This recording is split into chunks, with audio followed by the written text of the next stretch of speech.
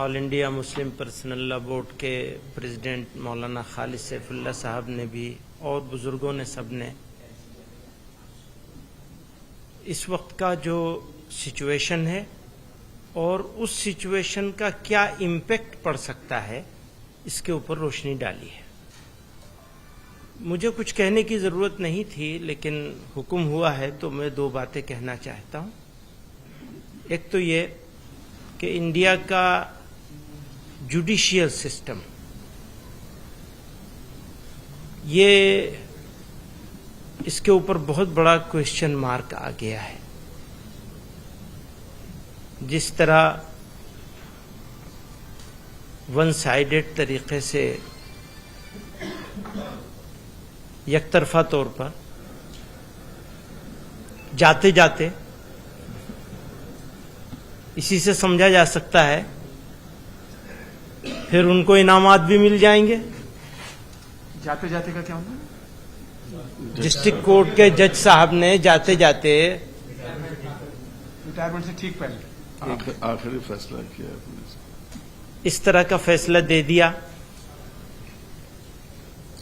और फिर ऊपर की अदालतें टेक्निकल रीजन से उस फैसले को में दखल देने को तैयार नहीं है, तो एक पार्टी का तो पूरा हक मारा गया। कहां जाएंगे, किसके पास जाएंगे, कहां रोएंगे?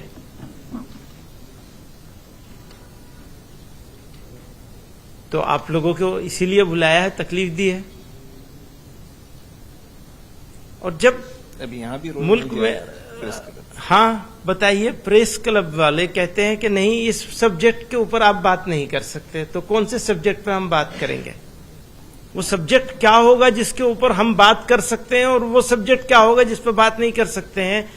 इसका फैसला भी सब्जेक्ट के ऊपर होगा। अगर हमारे साथ कुछ मामला हुआ है तो हम तो प्रेस क्लब के पास ही जाएंगे ना, किसके पास जाएंगे?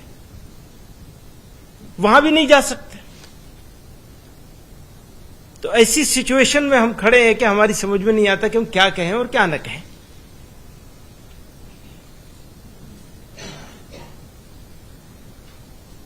तो जैसा कि और सब लोगों ने कही वो बात, मैं उसको सबको दोहराना नहीं चाहता हूं, लेकिन उन सारी बातों के साथ इत्तेफाक करते हुए ये कहना चाहता हूं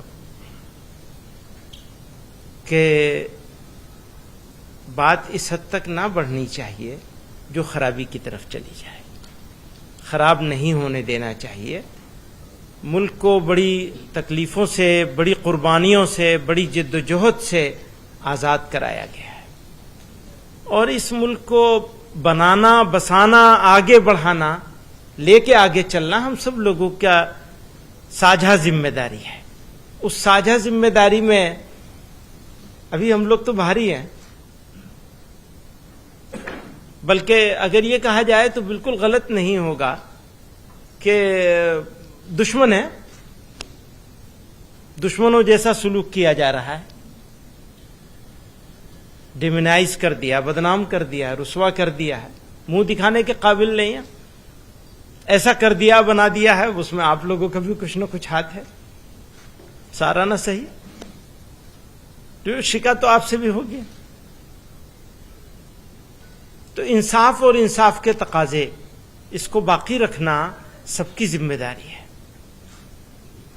लाठी और भैंस नहीं होनी चाहिए, जिसकी लाठी उसकी भैंस, ये नहीं होना चाहिए। ये जंगल राज है, याद रखिएगा।